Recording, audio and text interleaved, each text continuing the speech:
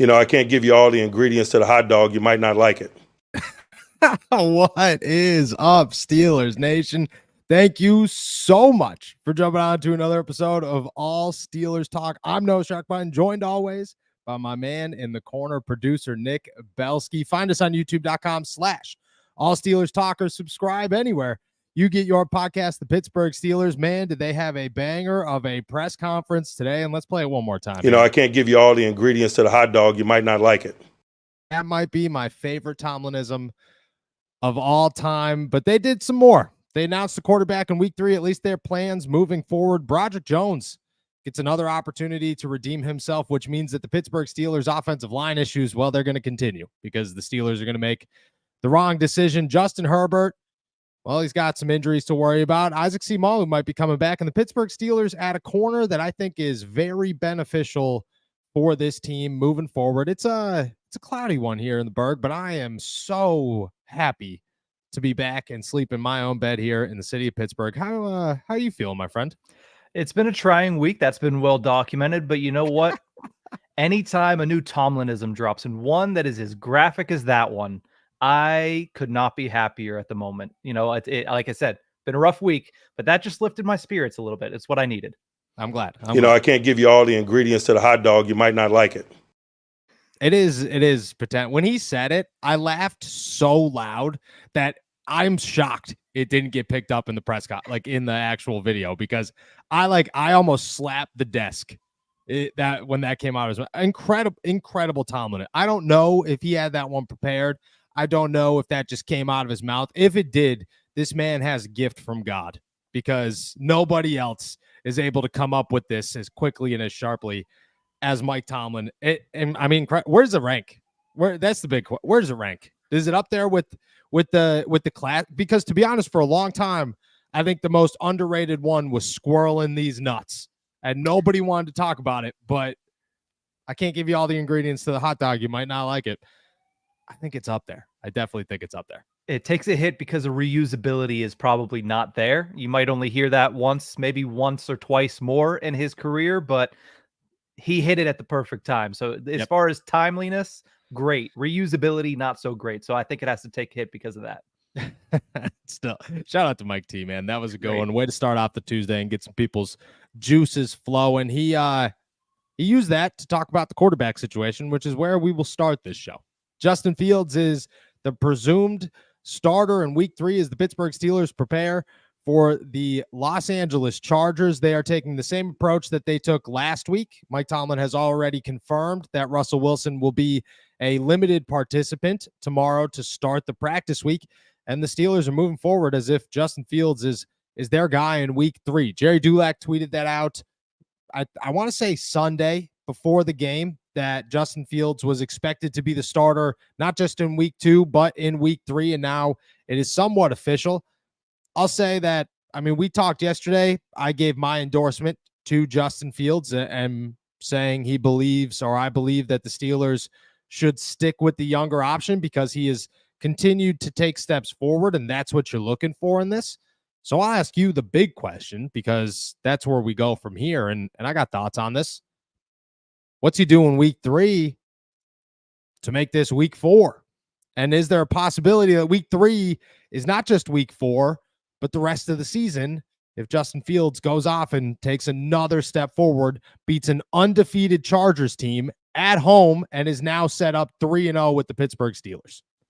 That's exactly the answer. He needs to win the game. And as long as he's not winning the game in spite of the fact of playing a poor game, I feel like he deserves a chance in week 4 against Indianapolis. If he wins the game and he's not throwing 3 interceptions and the defense just happens to keep him in it and they win 6-3, then I think you have a larger conversation. But if he wins the game and looks as he's looked the last 2 weeks, I have a hard time going anywhere else in week 4 against the Colts than Justin Fields. Yeah, I agree. There are some people out there. I was just looking on Instagram before we got out of here, and I want to say it was Bleacher Report. It was ESPN. It was one of those two. Named the Pittsburgh Steelers pretenders, saying 2 wins, 1 touchdown. And to be quite frank, I don't care, because we talked for months and months about how the Pittsburgh Steelers were setting themselves up to win in 2024 by running the football, not scoring a lot of points, and winning through defense. And what are they doing? They're running the football. They're not scoring a lot of points, and they're winning through defense. And it's not last year. It's not 2 years ago. This is a totally different environment only because the defense isn't exhausted. The offense is doing enough to keep them on the field, create longer drives, find themselves some points, and then put the defense back on the field. And I think last week, I mean, for one, the flags were ridiculous this past Sunday. But two, I honestly think it was a little bit of a reversed role where the defense was just so good, the offense couldn't get anything rolling, and they didn't have time to adjust, and they didn't have time to take a breather. By the time they sat down, they were going back out there because Calvin Austin was catching a punt and trying to do what he could do, and he almost did a couple of things. I agree with you. I look at it this week, week 3, as if Justin Fields wins again and looks as good as he's looked the last 2 weeks, which hasn't been crazy impressive, but has been impressive enough, he's the starter in week 4.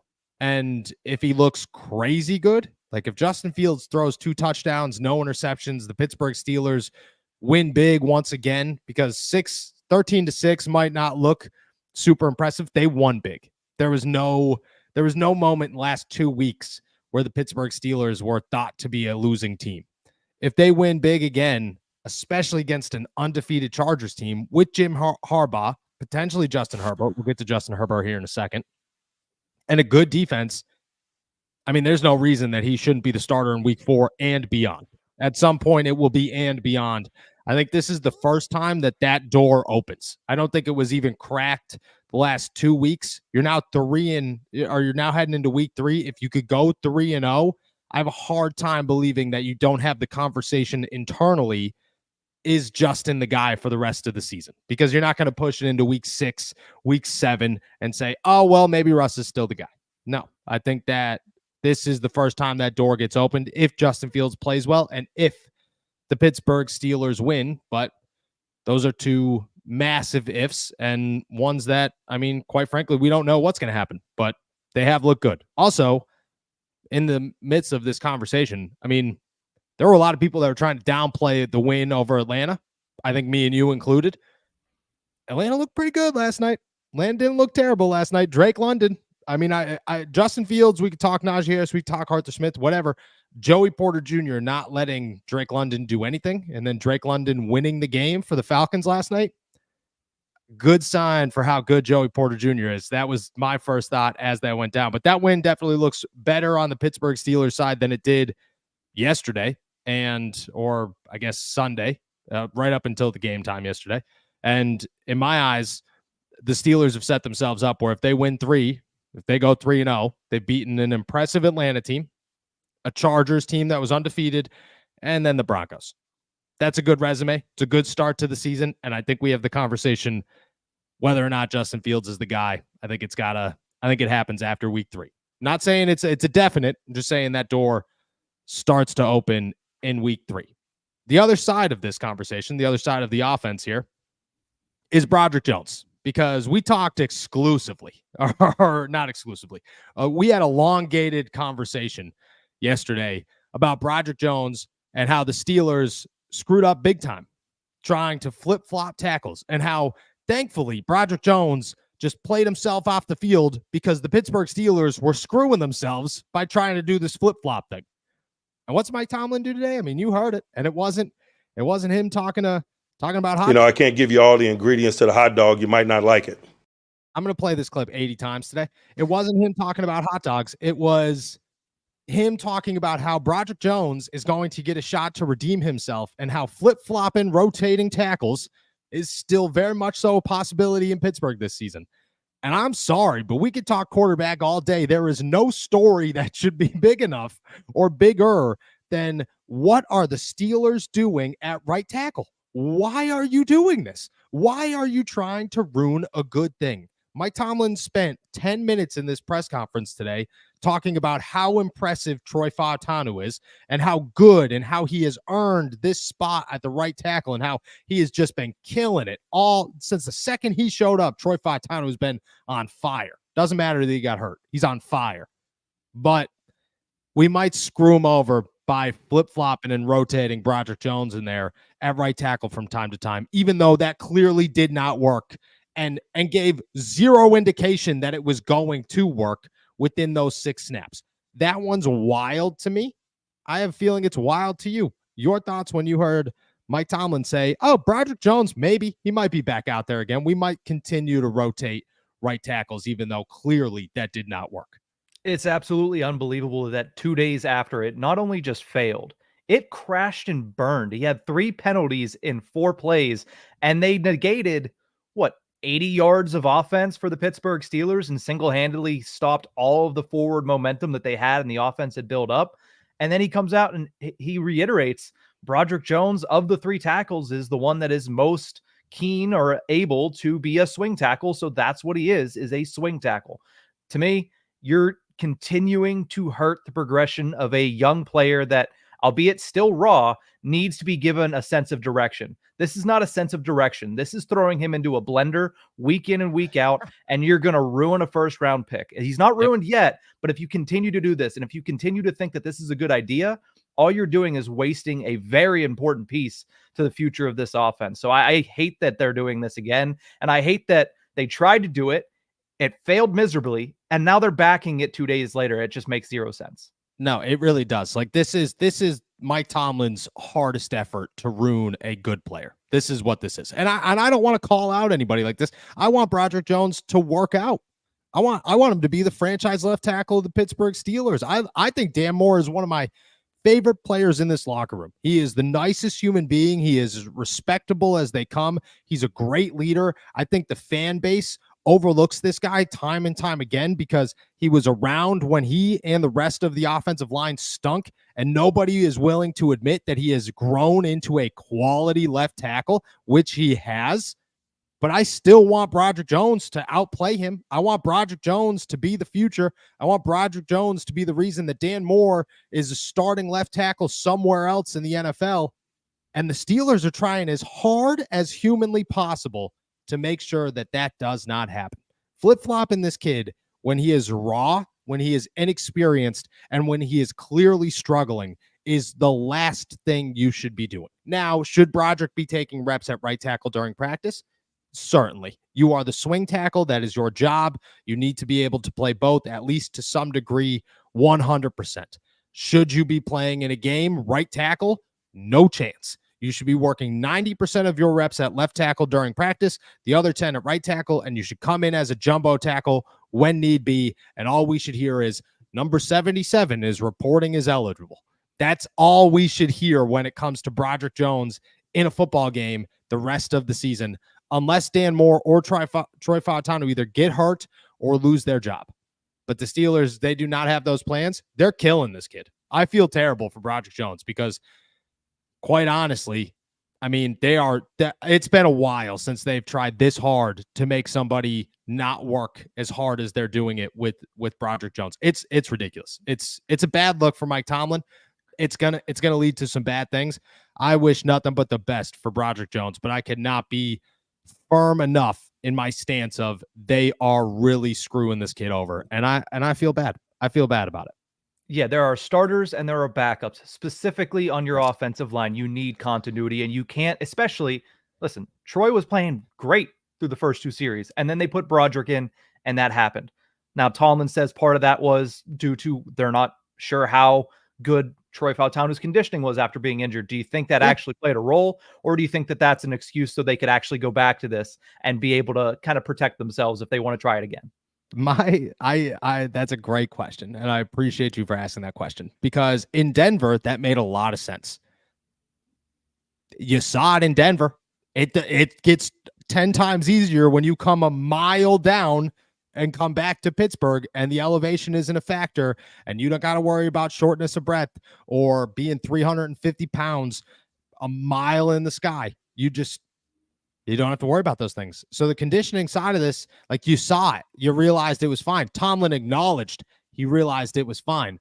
I don't understand why he's going back. I think it's an excuse. Like, I think at first it made sense. Now it's just a reason to keep Broderick out there and to keep Broderick relevant and maybe keep Broderick happy. I don't know, but it is not okay. And it is not going to work out. The end of the line is just not going to work out. This is It's a bad situation for the Steelers. And for those of you worried about the offensive line, I'd be even more worried about Broderick Jones because it's not where you want to be. It's really, really not where you want to be.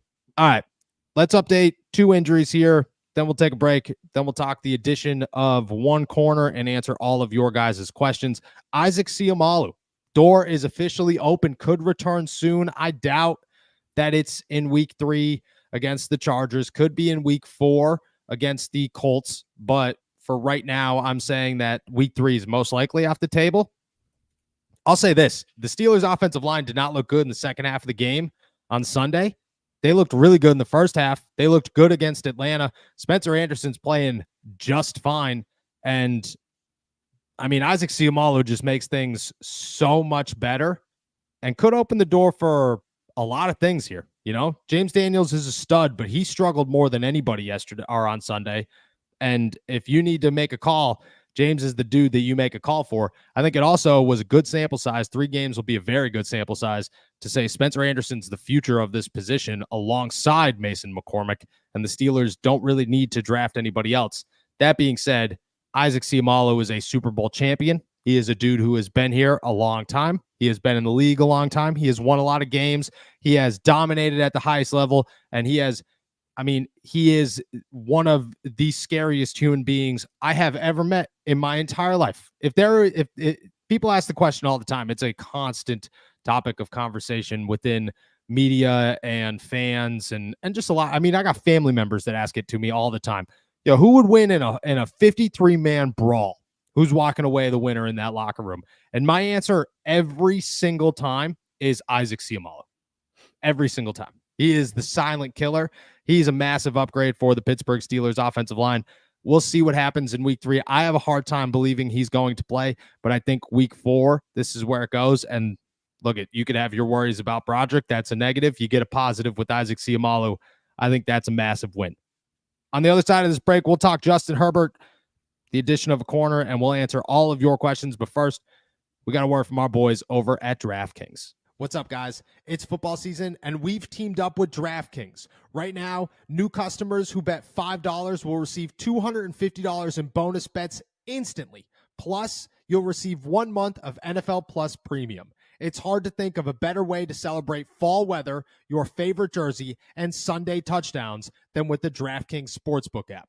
Download the DraftKings app and use our promo code ALLSteelers. That's $250 in bonus bets instantly and 1 month of NFL Plus Premium after betting just $5. Stay in the action and use your $250 in bonus bets to bet anytime touchdowns on DraftKings. DraftKings is the place to bet touchdowns. If sports betting is not yet available in your state, don't worry. You could still join in on all the fun with DraftKings Daily Fantasy and have the shot to win cash prizes. Download the DraftKings Sportsbook app now. New customers use my promo code ALLSteelers and bet just $5 on any wager and get $250 in bonus bets instantly. That's promo code ALLSteelers only at DraftKings Sportsbook. You know, I can't give you all the ingredients to the hot dog. You might not like it. I wasn't ready for that one. I wasn't ready for that one. I can't stop playing it. All right.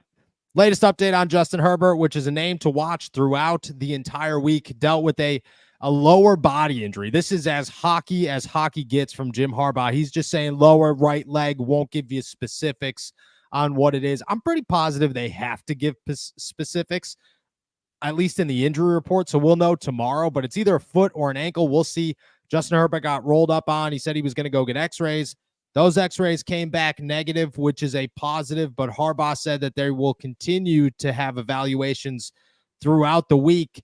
That's a massive blow. One to obviously monitor, but if I had to guess he's going to play, I will say that if Easton Stick plays, man, this is why I wanted to talk about this. He obviously had to update the people. Everybody's got to know what's going on. But the biggest thing is, did you know Easton Stick? How old would you guess Easton Stick is? Don't look it up. How old? 27. That's a much higher guess than I thought. It was like 24. How Well, long do you think he's been in the league? I thought it was lower, but you asking the question automatically makes me think he's older than everybody expects. He's probably been in the league for 4 years now. He has been. He was drafted in, this is year 5. Drafted in 2020. He is 29 years old. He has lasted this long in the stunner. That is a stunner to me. Did not see that one coming at all, to be honest with you. 29 years old, 0-4 as a starter, has thrown 3 touchdowns, 1 interception. That's a big day for the Pittsburgh Steelers. We'll keep you guys updated throughout the week, obviously, but Justin Herbert, negative x-rays, that's a positive, and then we'll take it from there. Last thing on my agenda here before we dive into all of your questions. James Pierre is coming back to town, my friends. James Pierre is back in the Berg. Saw him today in the facility, said what's good. He looked in good shape. The Steelers signed him to their practice squad. He is expected to eventually sign to their 53-man roster. Everybody has questions about where the fourth string corner is going to go and how he is going to fit on this roster. And I think he makes an impact, if we're going to be honest. I think he makes a pretty good impact on the Pittsburgh Steelers. Now, we'll start with where he fits. Whose role does he take? Whose roster spot does he take? I think he takes Jalen Elliott's at some point. You know, there's just no need to have, 6 safeties? That is way too many safeties, especially when the Pittsburgh Steelers are benching or making him and Terrell Edmunds inactive on game days. That just doesn't make sense to me. Like at some point, you just got to pick and choose. You're probably going to pick Edmunds. I would guess Elliott's the guy, but I mean, hey, look, I was wrong last time. They just added him without getting rid of anybody. And this time, I mean, maybe there's nobody that's going to go on IR unless it's Matakevich or who was their other injury? Michael Pruitt. Michael Pruitt with a knee, potentially. But I think that it's Jalen Elliott's spot. I expect him to get called up to the 53. I don't expect him to make any noise on defense, but I do expect him to play a pretty significant role on special teams. So this means that we are eliminating playing slot over Beanie Bishop because I thought Beanie played fine on Sunday. And Edmunds might be the guy that eventually gets that call there. But we're also getting very close to the return of Cam Sutton, and you'll deal with that when you get there. The other side of this is special teams. Calvin Austin looks good, man. Calvin Austin looks very good as a punt returner, and he just looks like he has nobody blocking in front of him. And James Pierre is an excellent gunner. I mean, you got to remember this guy, he made the roster the first year as just like an undrafted with a bunch of talent. And then the second year they brought him back and they told him very straightforward, the only way you are making this roster is if you beat out Justin Lane as a gunner. And Justin Lane was not very good at playing defensive football. He was excellent at playing special teams football, and he was excellent at being a gunner. James Pierre eventually learned to beat him out. So I think that's where this boost comes from with James Pierre. Special teams adds to Calvin Austin, adds to the ability of Cordero Patterson, and so on and so forth. And I like the move. I think they should have made it a couple of weeks ago. I thought he was a name to watch when the 53-man rosters came out, just to add him to the practice squad and eventually boost him up when you need him.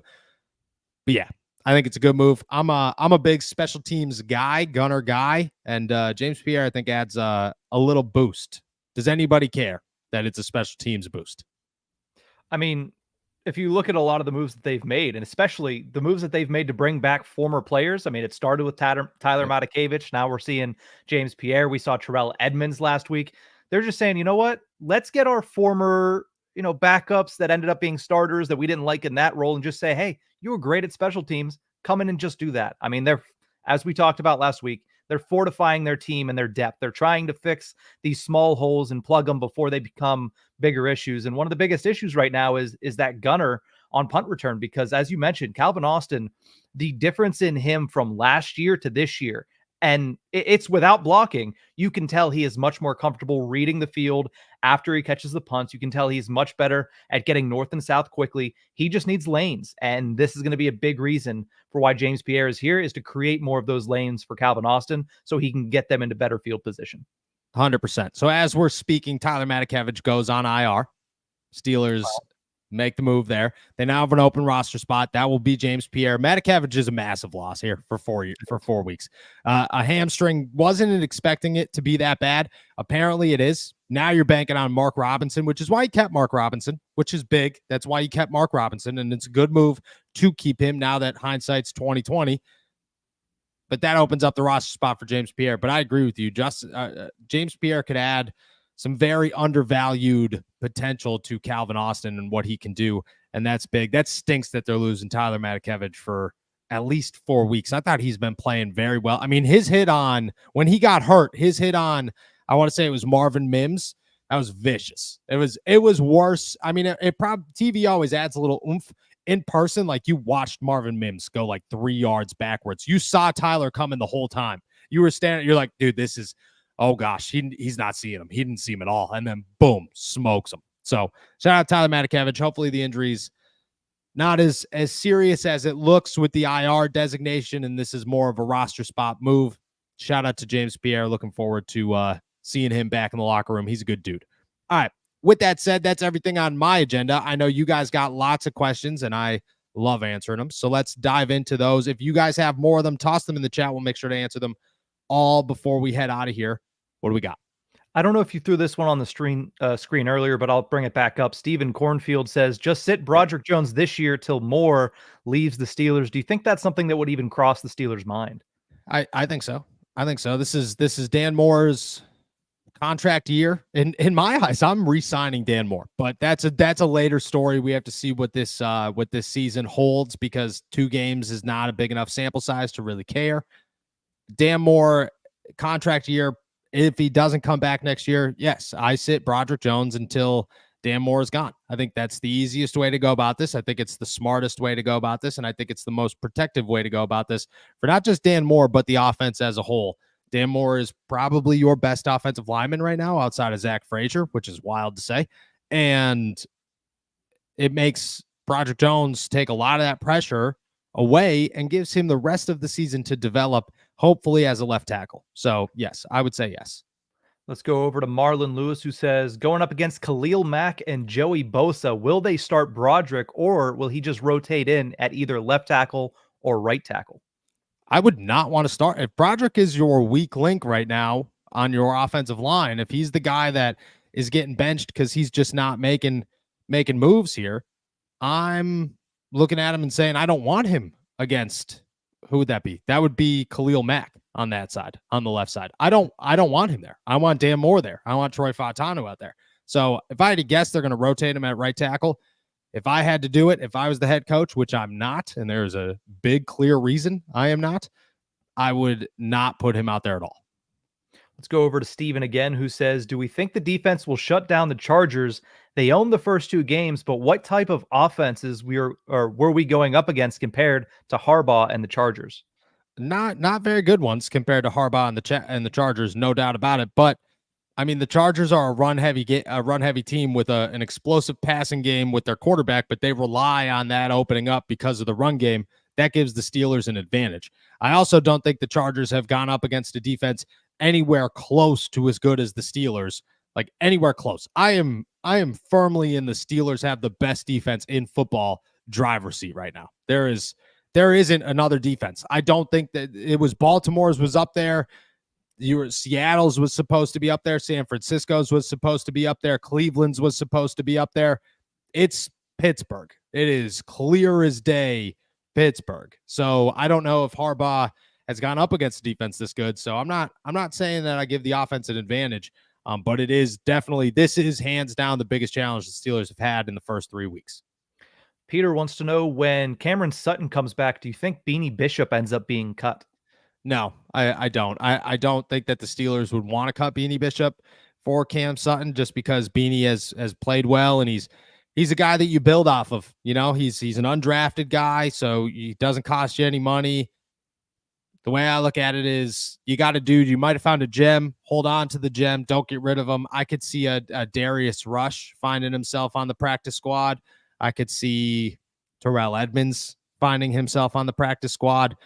It's a matter of those lower depth guys. I don't know who it's going to be, but I would imagine it's one of those guys. Let's go over to Marlon again, who says, what team do the Steelers have to beat for people to start to know that they're a good team?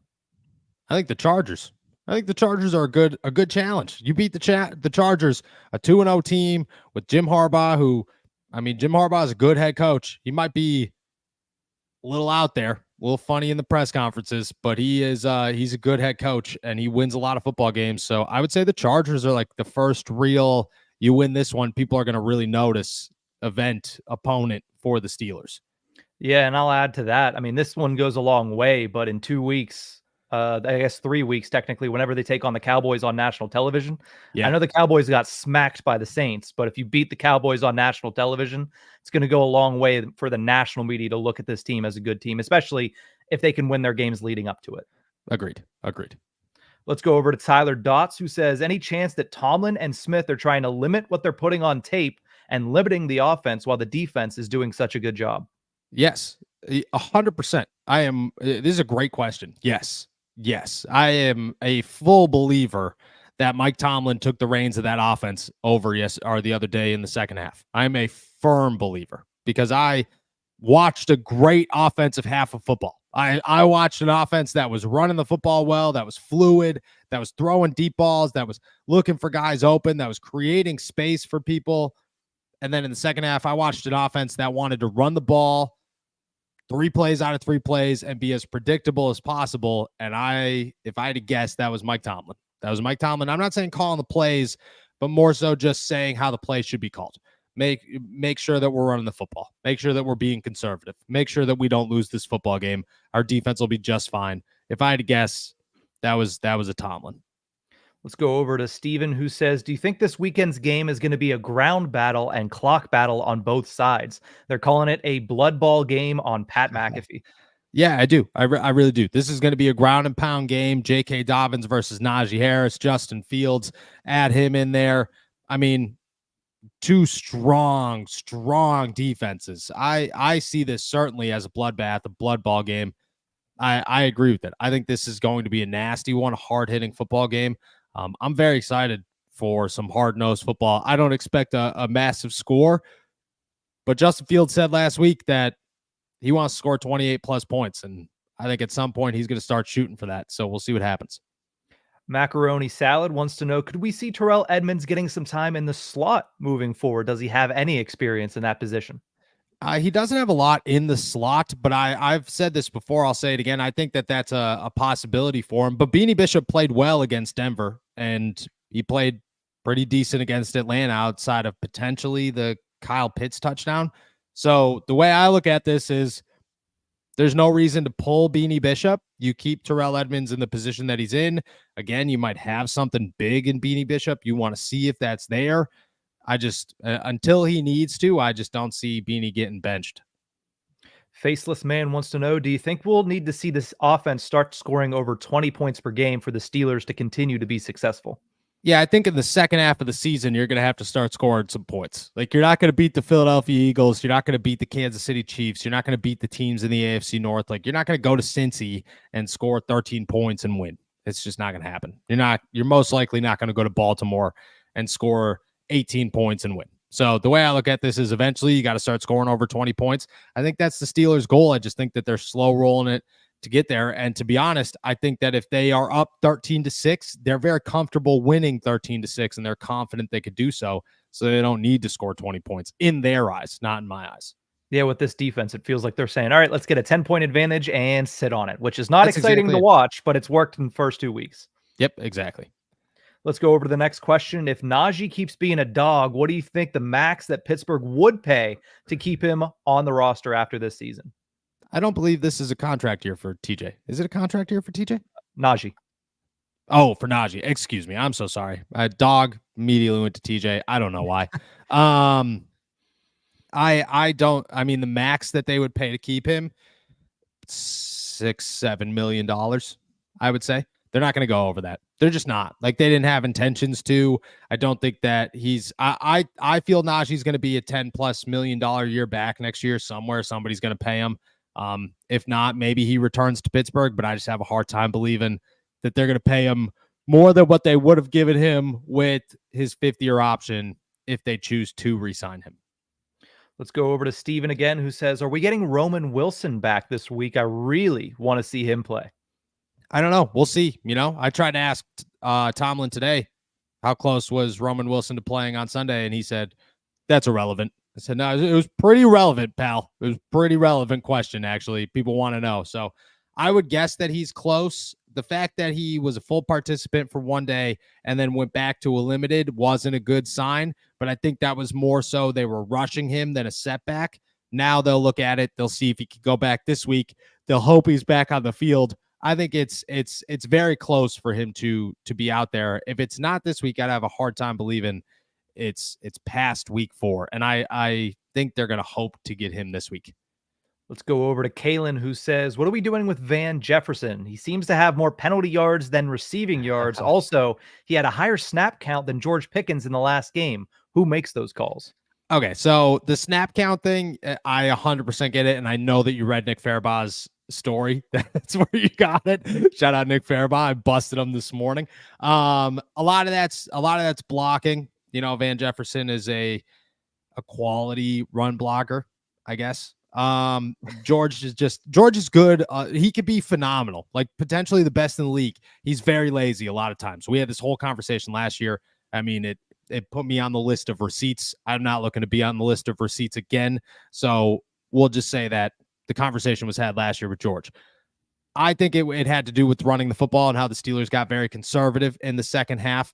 I'm not saying I agree with it, but I believe that was the justification for it. As for why he's still out there, they don't really have any other options. Mike Tomlin said he's not concerned about the wide receiver. I 100% disagree with everything that he said, and I think that the Steelers should go out there and get a wide receiver immediately would be the best route of action here. But I think they're waiting for Roman Wilson, and I hope that cuts back on Van Jefferson because just like he's just not playing well. There's just nothing about it where you say that guy should be on the field as much as he is. Let's go over to KG, who says some people are making this a make or break game for the Steelers this weekend. Do you agree? No. There are no make and break games. If you are 2-0, you are not facing a make or break anything. If you were 0-2, massive make or break game. I don't know what the stats are, what the percentage is. I know that it's 9%. Over the last 10 years, 9% of teams that have started 0-2 have made the playoffs. I would imagine 0-3 is like 4%, something crazy like that. I remember when the Steelers started 0-4, I want to say, with Mitch Trubisky somewhere in there. I think it was down to like 2%. They did something crazy to find themselves playing as well as they did that season. If they were in that boat, yes, but you're 2-0. Like you go 2-1, especially if you don't look bad, I think you're totally fine. Like in the Steelers' eyes, they don't even have their starting quarterback in right now. So they're okay. I would say no. Matt wants to know, what are your thoughts on Peyton Wilson and Keanu Benton so far? I feel like these were two young X factors that could make a big difference on the Steelers defense. I think Keanu Benton's playing fantastic football, actually. And he's like, you got to remember, Keanu Benton is a nose tackle. So his presence is not going to be felt on the stat line at all. It's just going to be felt in the fact that Javonte Williams ran 11 times for 17 yards. That's where it gets felt. Peyton Wilson's the same way. I think he has looked very good, better than he looked in the preseason, honestly. And people were very high on him in the preseason. I think both of them have looked excellent. And I think both of them have a ton of growth in front of them, which is awesome. I mean, I think Keanu Benton's going to be the next superstar of the Steelers defense, and he's on his way there now. Let's go over to Burt Butler, who asks, does this team feel like past teams barely getting by on offense, like when Ben went 11-0 before things fell apart? Your thoughts? No. When Ben went 11-0, it was weird. It was for one, it was like the COVID year, so it was just a strange situation. You had a bad offensive coordinator. You had a bad offensive line. Like it was just, still not a terrible offensive line, but it was still like adjusting. There were issues. It was the end of Matt Filer, and I don't know. It was just a weird time for the Steelers. And you just kind of knew that once things fell apart, they weren't going to get better. This time it kind of feels like the offense is growing each week, and this team is growing each week. The other difference is the Steelers defense right now hasn't been this good since the elite defense days of Ryan Clark and Troy Polamalu and those guys. And I'm not saying that this team is that team. I'm not even close to saying that. What I'm saying is that the defense is very good, better than they've had in the last 10 years. And that's the biggest difference. But I also think the growth that you've seen over week 1 to week 2 is something you didn't see from it. It went the other way. It started up here and it went down here. And this year, it kind of looks like it's going this way. Let's go to No Coast Gaming, who says, ignored if it's been asked, which it hasn't yet. What are your thoughts on Adam Thielen from the Carolina Panthers? Yeah, I mean, that would be, you said it yesterday, that he does not look happy in Carolina and go get him, I would go get him. I go send him a 5th round pick and say, hey, we'll take Adam Thielen. We'll feel pretty good about Adam Thielen. Like, that sounds good to me. I think Adam Thielen's a monster. He's like 35 years old and still a monster. The dude is as reliable as they come. He's a veteran, which is great. The only issue is he's another slot guy. The Steelers seem to have a lot of slot guys. Maybe that moves Roman to the outside. I don't know how you go about that. Maybe you just use a bunch of slot guys and let George be your only outside guy. I have no idea. But I would consider him for sure. Let's go over to Lifted Ones that wants to know, I'm here a little late. Did you guys already talk about hot dogs by chance? I can't give you all the ingredients to the hot dog. You might not like it. This is the best. This is the best quote of all time. Lifted Ones, since you were here late, that has been played, I think, 6 or 7 times so far on the podcast. And this will be 8 because I know that he's over there looking at it right now.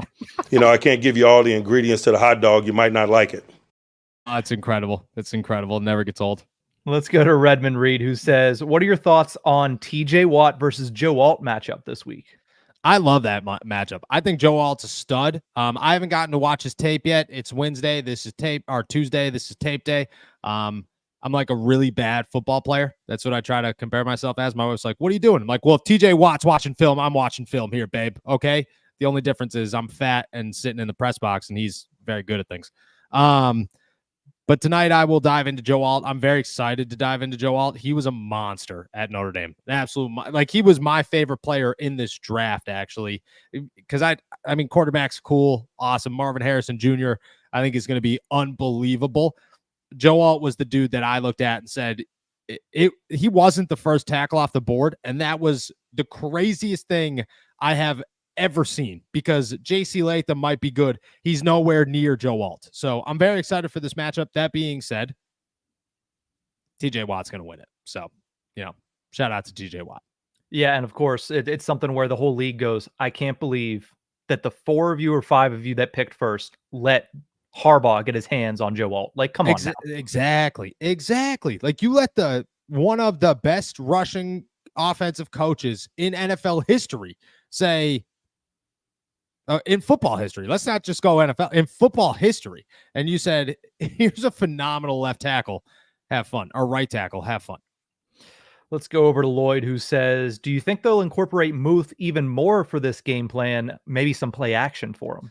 Yeah, I think so. I think Muth was getting involved last week. I thought that he was a part of the game plan. He looked good, but again, like, the offense did a lot. And to be honest, like, Pat Freiermuth's great, but you're not going to throw to Pat Freiermuth when you feel you could complete a pass to George Pickens.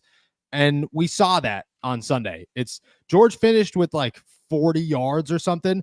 He should have had like 100 yards and 2 touchdowns potentially. That's how good George should have been. It all got called back, but that's what you're looking at is an offense that is really going to rely on Muth when they need him.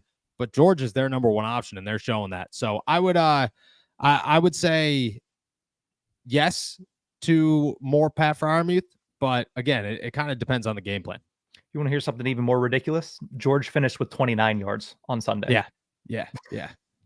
Let's go over to Sholo, man, who says, what are the differences Greg Roman's run game presents to this Steelers defense that are different from the Falcons and Broncos in weeks 1 and 2? So the Falcons are different just because, like, they have, I don't know how much of a presence Matthew Judon made in week 1, but they had a great defensive line.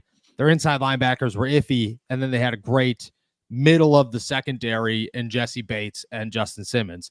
The Broncos, phenomenal offensive line, middle linebackers, but they had Alex Singleton, and then they had one like really good corner. The rest of their secondary wasn't there. So it's on different levels. The difference with the Chargers is this is the first time that the Steelers will face nearly a complete defense, that there are very little, if any, holes on this defense across the board.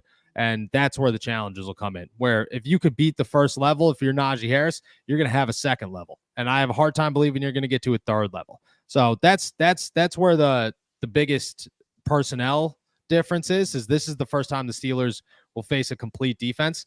And I mean, the Chargers defense is one of the most underrated. So I think it's going to be a very good matchup between the Steelers' run game offense and what Greg Roman can do with that defense. Well, I will say that was a great breakdown of the defense. I believe Greg Roman is the offensive coordinator for the. Oh, I apologize. LA I Chargers. apologize. I apologize. I apologize. I apologize. Greg Roman, I don't know coordinators on other teams. Yeah. Oh, I mean, the difference is there. I haven't watched film on J.K. Dobbins and that offense yet. So, we'll find out more tonight. If you want an easy answer there, Greg Roman was the offensive coordinator for the Baltimore Ravens with J.K. Dobbins and also with Gus Edwards. So very similar to what you've seen before. Yeah, no, yeah, that is true, dude. I forgot he was in Baltimore. Look at me, I'm blanking, man. Najee Harris is T.J. Watt. Greg Roman is. It's the hot dogs. I'm it's slipping, the hot man. Dogs. You're thinking about how the hot dog is made, and it's getting you off kilter. I know. I'm slipping. The way I look at it is, I mean, it's essentially what they brought in Baltimore, but with more of a throwing quarterback. So things change. You're going to do a lot more play action. Again, I have to dive into the film. I'm not going to just spew a bunch of BS to you guys and act like I know what I'm talking about. But J.K. Dobbins is phenomenal once he gets through the first level, and he's got the speed to burst through a hole. And obviously he's been doing it because his rushing yards per attempt is nuts right now.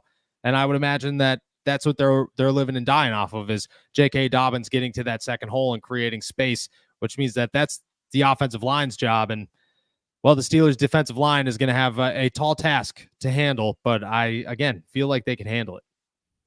Let's go over to Vibin with the Dogs, who says, any chance the Steelers go after Josh Downs of the Indianapolis Colts? Yeah, I love Josh Downs. The problem is I don't think that the Indianapolis Colts are going to give up their second-year guy, and he's injured. But again, I love Josh Downs. I wanted the Steelers to draft Josh Downs last year so bad, actually. Like, he was my favorite wide receiver in the draft in 2023, and I mean, he's a stud. But I don't think Indy's going to give him up just because second-year guy still making an impact. It's only 2 games in. They're going to look at him and say he's cheap. He's an impact player. They're not going to next year, maybe this year, probably not. Let's finish it off with this one. Redmond Reed says, what do the Steelers offensive line need to do to limit Bosa and Mack? They got to get help. Darnell Washington's got to play a little bit more inside. You're going to have to bump these guys quite a bit. You got to hope Michael Pruitt is healthy and could be out there as well and can also contribute to this offensive line. You're probably going to play some jumbo sets, but it's going to be a lot of 12, 13 personnel and a lot of extra tackles. And I think that's the way to go about it is keep Najee in when you need to, or Jaylen Warren in when you need to on passing downs, and make sure that Dan Moore and that Troy Fautanu have some extra help at all times, because who cares? Like, who cares? If you have to keep an extra guy in to help protect, it's better than Justin Fields getting sacked. So that would be my advice is 12, 13 personnel and make sure everybody's chipping. That's a wrap for today. Awesome. With that said, guys, we are heading out of here. Thank you so much for jumping on to another episode of All Steelers Talk. Make sure to subscribe to us on YouTube, youtube.com/All Steelers Talk. Check us out anywhere you get your podcasts. And as always, find all of our work at si.com/NFL/Steelers. We will be back tomorrow with the first injury report of today, plus everything that comes with the Pittsburgh Steelers as they prepare for the Los Angeles Chargers. As I say every day, enjoy another beautiful day in the Berg. Peace. I can't give you all the ingredients to the hot dog. You might not like it.